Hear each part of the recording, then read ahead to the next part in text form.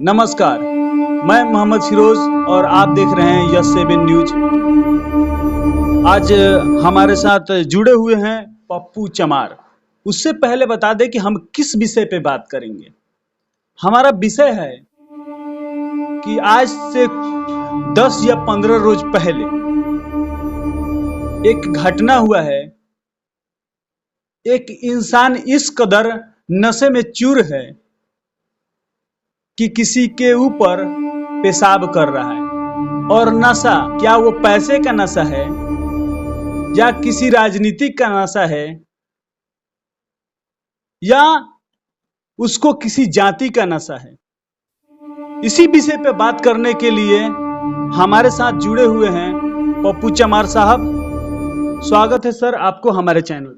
आपको भी मेरे तरफ से और आपकी टीम को भी धन्यवाद देंगे कि इस तरह के जो मुद्दे आप उठाते हैं, गरीब मजलूमों की हक और आवाज़ उठाते हैं, इसके लिए आपको धन्यवाद और साधुवाद देता हूं। जिस तरह से बताया जा रहा है कि एक आदिवासी लड़के पे बीजेपी के नेता पेशाब कर रहे हैं, क्या वो इंसान नहीं है?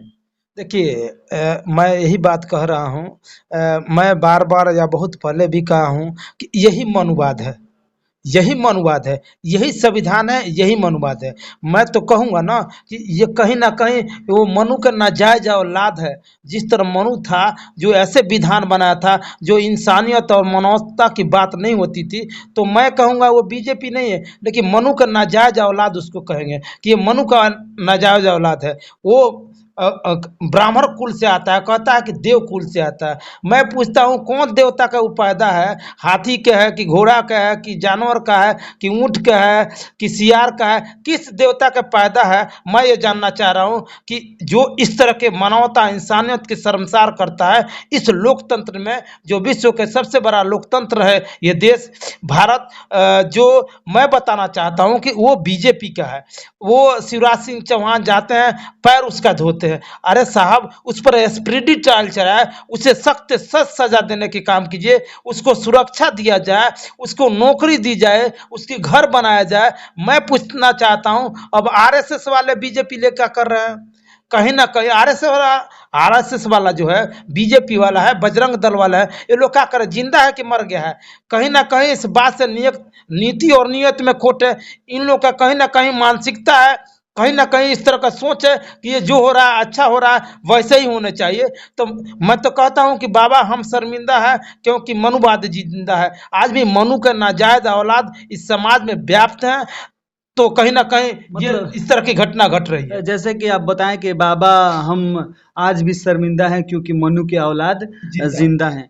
और ये कहाँ की घटना है ये आप बताइए। देखिए, ये मध्य प्रदेश की घटना है। तो मैं कह रहा हूं कि ये जो 6000 आरएसएस वाले बीजेपी वाले ने 6000 पूरा ऑल इंडिया में उन्होंने 5 स्टार होटल जैसे अपना ऑफिस खोले हैं। वो अपने बाप के तो पैसा से खोले नहीं है। तो मैं पूछना चाहता हूं कि आप उसको पैर क्यों धोते हैं? देखिए, हम कब हम शूद्र हैं जब हम किसी मुस्लिम से लड़ने जाएंगे तो उस समय हिंदू। मैं पूछना चाहता हूँ, अब कोई हिंदू वाला तो नहीं बोलता, हिंदू वाला सब मर जाए जब हिंदू की बात कहता है, वो हिंदू की बात कहता है। तो मैं पूछना चाहता हूँ कि जब मैं भी हिंदू हूँ, थोड़ी देर के लिए मानता हूँ, तो वो हिंदू वाले कहाँ हैं? क्यों नहीं बोल रहे हैं कि जो हिंदू पे हो रहा है गलत हो रहा है? देखिए, हिंदू कब है? जब हम किसी मुस्लिम से लड़ाई करेंगे, झगड़ा करेंगे, तब हिंदू हैं। जैसे मुस्लिम से झगड़ा करना बंद कर देंगे, हम हिंदू नहीं है, हम शूद्र होंगे। हम ये कहना चाहते हैं कि आप जब हम भी हिंदू हैं, तुम भी हिंदू हो, तो बेटी रोटी के क्यों नहीं संबंध करते हैं?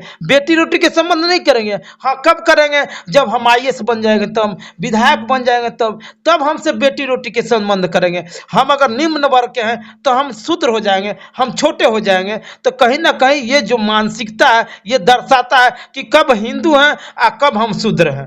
अच्छा, एक बात बोले थे आप कि जैसे हिंदू मुसलमान इसमें कर दिया जाता है हर जगह। मतलब जब देश आजाद हुआ उससे पहले जितने भी यहाँ पर अगर कष्ट देखा जाए किया, वो केवल अंग्रेज लोगों ने किया। तो फिर इसमें हिंदू और मुसलमान की कहाँ से लड़ाई आ जाती है? देखिए ये बनाया गया है, ये प्रोपेगेंडा आज से नहीं, बहुत पहले से ये दिखाया जाता है हमें कि लड़ाई अंग्रेज से होनी चाहिए। ये अंग्रेज से होनी चाहिए, लेकिन नहीं, ये काम नहीं किया जाता है। ये सत्ता हथियाने के लिए बहुत पहले से प्रोपेगेंडा फैलाया जाता है कि हमें हिंदू मुस्लिम करना। आप हिंदू के शाब्दिक अर्थ जानेंगे तो हिंदू में गुलाम होता है। ये पार्लियामेंट्री भाषी नहीं, हिंदुस्तान पर कहीं बाबा साहब संविधान में नहीं। देखिए बीजेपी वाला कभी भी हिंदू नहीं बोलेगा, कभी भी हिंदुस्तान बोलेगा, इंडिया नहीं बोल सकता है। इसलिए आप देखेंगे ये पार्लियामेंट्री भाषा है। India that is a Bharat, जो भारत है वही इंडिया है, ये पार्लियामेंट्री भाषा है। तो मैं ये कहना चाहता हूं कि आप हिंदू की बात बोले।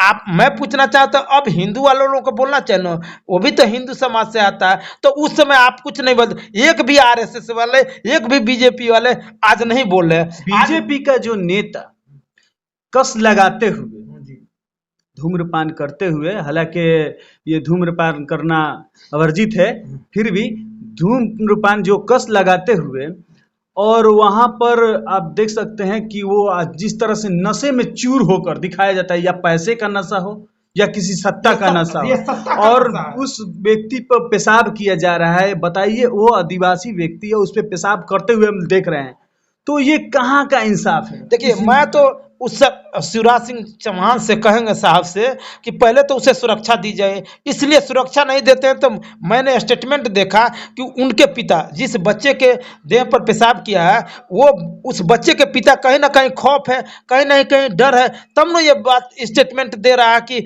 अब छोड़ दीजिए, माफ कर दीजिए, अब जो हो गया हो गया। कहीं ना कहीं दबाया जा रहा है। वो पता चल रहा है किसी विधायक के प्रतिनिधि है तो सबसे पहले उस पर स्पिरिट चाल चला जाए, उस विधायक पर भी एक्शन आना चाहिए कि आपने ऐसे दुष्ट आदमी को क्यों रख दिया प्रतिनिधि। अब देखा जाए कहीं ना कहीं बीजेपी ऐसे लोगों को रखती है जो मानवता इंसानियत का शर्मसार करता है। ये लोग देशद्रोही, ये लोग देशद्रोही है, ठीक है, ये लोग देशद्रोही है। इसलिए जैसे मैं आपको बताता, मुसलमान ईमान वाला है फिर भी ये जालिम समझता है पाकिस्तान वाला है। ये अगर मुसलमान, अगर कोई मुसलमान ये काम कर दिया होता, आप देखते पूरा भारत भर जलता, हर जगह धरना प्रदर्शन होता। लेकिन आज वही क्या बोलते हैं, आज बीजेपी के और ब्राह्मण किया है तो अरे ब्राह्मण क्यों कहें, उसको भिखमंगा कहेंगे ना, ब्राह्मण थोड़े कहेंगे, बेहुदा कहेंगे उसको। कहीं ना कहीं मैं किसी माँ पर कमेंट नहीं करता हूँ, मैं तो कह रहा हूँ कि कहीं ना कहीं वो नाजायज पैदा लिया है इसलिए नाजायज कर रहा है। अगर इंसान का पैदा रहता तो ऐसा कर ही नहीं सकता जो इस तरह काम किया है। ये भरी लोकतंत्र में, ये लोकतंत्र है, विश्व के सबसे बड़ा लोकतंत्र है, इसमें कर रहा था। कहीं ना कहीं वो नाजायज पैदा है इसलिए ऐसा कर रहा है, नहीं तो करबे नहीं करता इस तरह का जो घृणित काम है। मैं पूछना चाहता हूं कि अभी कोई मुस्लिम कर लिया होता तो आज आप देखते धरना पे धरना हाँ, चलता। धरना पर धरना होता तो पूरा भारत। हम कहीं आरएसएस वाले, बजरंग वाले जिंदा है कि मर गया? ये जो सावरकर का औलाद लोग हैं वो लोग क्या कर रहे हैं? सावरकर लोग नहीं हैं। आप जब कहता है कि हम देश हित है, राष्ट्रहित की बात करते, कहाँ है? ये राष्ट्रहित की बात नहीं है, ये देश हित की बात नहीं है। इसलिए कि वो गरीब आदिवासी है, गरीब परिवार से आता है। अब यहाँ हिंदू मुस्लिम नहीं होगा, इनका रोजी रोटी समाप्त होगा।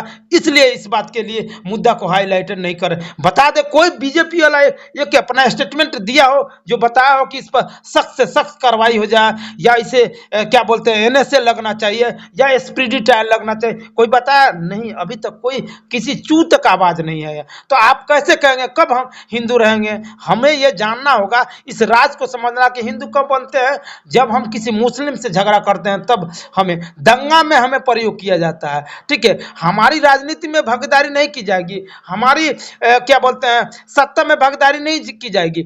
जब हम मुस्लिम से झगड़ा करेंगे तब हिंदू बनेंगे। जैसे हम मुस्लिम से अलग हुए तो हम शूद्र हो जाएंगे, हम छोटे हो जाएंगे। हाँ, मतलब मंदिर में हमको जाने नहीं दिया जाएगा, चप्पल पहनने नहीं दिया जाएगा। अपने स्वार्थ के लिए, हमें अपने स्वार्थ के लिए कब हिंदू बना दिया जाएगा, और जैसे वहां से लड़ाई करके हटेंगे हम शुद्र हो जाएंगे। अब हम पर शोषण किया जाएगा, हमें गुलाम बना कर रखा जाएगा, इस तरह की काम की जाएगी। तो दलित मतलब इस बात को क्यों नहीं वो समझते? देखिए, समाज के हर एक प्रबुद्ध की जरूरत है। समाज सभी जाति धर्म मजहब से, अगर कोई समाज में परिवर्तन होता है तो सबका सहयोग होनी चाहिए। वो पक्ष विपक्ष, देखिए लोकतंत्र में विपक्ष की भी जरूरी होती है। अगर विपक्ष नहीं है तो लोकतंत्र मर जाएगी। अगर कोई आवाज नहीं उठाता है तो समझिए कि वहाँ लोकतंत्र नहीं है, लोकतंत्र की गला घोट दी गई है। तो कहीं ना कहीं देखिए समाज की जितनी भी बुराइयां हैं सबको एक साथ मिलकर एक मंच पर आकर तब ये बुराइयां खत्म, जातीयता कब खत्म होगी। बाबा साहब कहे हैं कि जातीयता कब खत्म होगी, जब बेटी रोटी के संबंध होंगे, बड़े लोग छोटे लोग से शादी करेंगे, छोटे लोग बड़े लोग से शादी करेंगे। मैं ये पूछना चाहता हूँ जिनके 5,000 10,000 एकड़ 2,000 एकड़ है वो कहाँ से लाए हैं? कहीं ना कहीं तो ये आपको क्या लगता है कि हिंदुस्तान में बेटी और रोटी का संबंध रखेंगे बड़े या छोटे लोग? ना ना, मैं तो कहूंगा कि बेटी रोटी के, जब इतना आप भाईचारा की बात करते हैं, हितैषी हैं, दलित आदिवासी या बहुजनों का हितैषी है, तो आप बेटी रोटी के संबंध कीजिए ना, जातीयता खत्म हो जाए। ये जो बीच का खाइयां हैं, ये दूरियां हैं, वो समाप्त। जब बेटी रोटी के संबंध हो जाएंगे, टाटा बिरला डालमिया बड़े बड़े लोग हैं, जब बेटी रोटी के संबंध हो गए, कोई बात नहीं है, छोटा बड़ा की बात नहीं हो, तो कहेंगे कि आप मेरे ससुर है, वो समझेंगे कि हम उनके अच्छा, दामाद हैं। आपके घर, आप दलित हैं एक, और आपके घर कोई राजपूत या पंडित आकर शादी करना चाहे तो आप कीजिए? नहीं नहीं करें, नहीं करेंगे, वो करबे नहीं करें, इसलिए नहीं करेंगे जब हम आईएएस हो जाएंगे, विधायक बन जाएंगे या बड़े ओहदे पर हो जाएंगे, तब वो शादी करेंगे। निम्न वर्ग कर लेंगे, जो पीएचडी एमए बीए कर रहा है उससे नहीं करेंगे। ये इस तरह की बात है, उनकी मानसिकता है कि हमें वैसे लोगों के साथ नहीं है। जो बड़े लोग हैं, बहुत आईएएस है, आप बिहार में, मैं नाम लेना नहीं चाहता, बहुत आईएएस है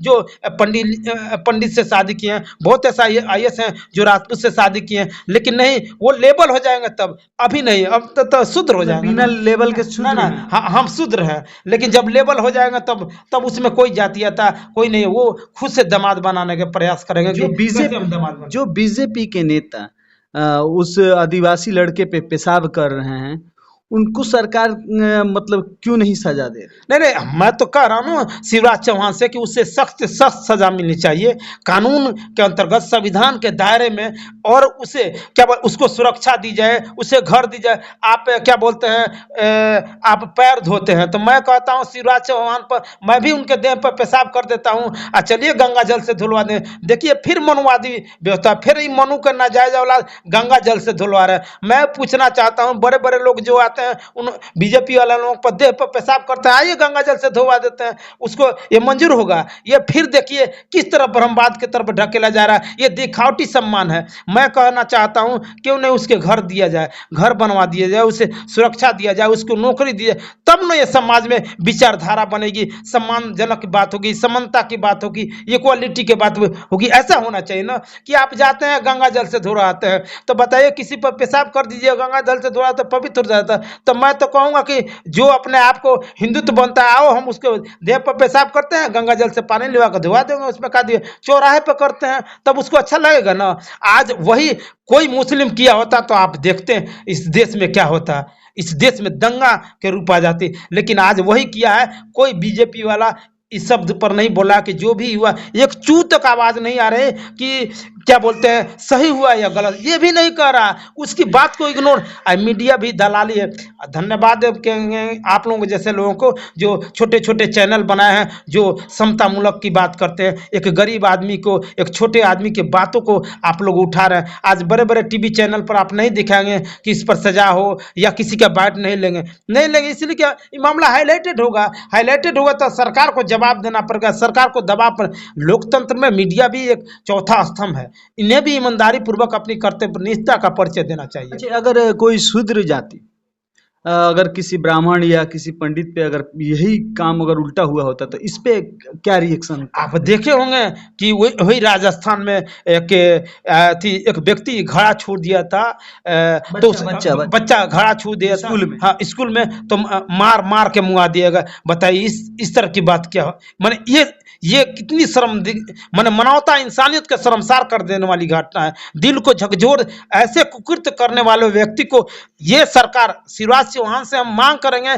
कि ये सदन में आपात बैठक चलाए या सत्र चला के ऐसे माने घृणित काम करने वालों को स्पीडी चलाया जाए, 6 महीने के अंदर उन्हें उम्र कैद की सजा देने का काम करें। इस तरह के काम करें, तब समाज में संदेश जाएगा, तब खौफ हो जाएगा ना। जैसे पुलिस प्रशासन को खौफ होता है, अगर खौफ नहीं रहेगा पुलिस प्रशासन को और प्रशासन को छूट नहीं दी जाएगी तो फिर कोई किसी की बात नहीं सुनेगा। इसलिए सभी समाज के लोग, सभी वर्ग के लोग, सभी लोग पुलिस प्रशासन को सम्मान देता है और ये सहयोग देता है कि हाँ पुलिस प्रशासन को खौफ बना रहे। तो चलिए, आपसे बातें करके बहुत अच्छा लगा, और जाते जाते क्या संदेश दीजिएगा मैं देशवासियों को यही संदेश देना चाहता हूँ कि कभी भी संविधान में रह के, संविधान के दायरे में रह के इस तरह के प्रोटेस्ट करने चाहिए और इस मुद्दे को उठाना चाहिए, ताकि उस गरीब व्यक्ति के, आदिवासी व्यक्ति के न्याय मिल सके, उसे सुरक्षा मिल सके, उसे घर मिल सके, उसे नौकरी मिल सके।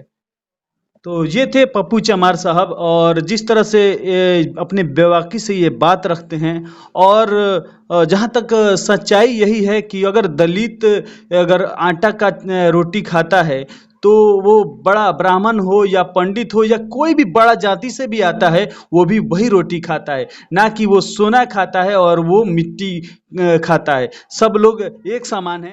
ऐसे हकीकत और ऐसे सच्चाई हम आपको दिखाते रहेंगे। बने रहे हमारे साथ, यस 7 न्यूज के साथ। धन्यवाद।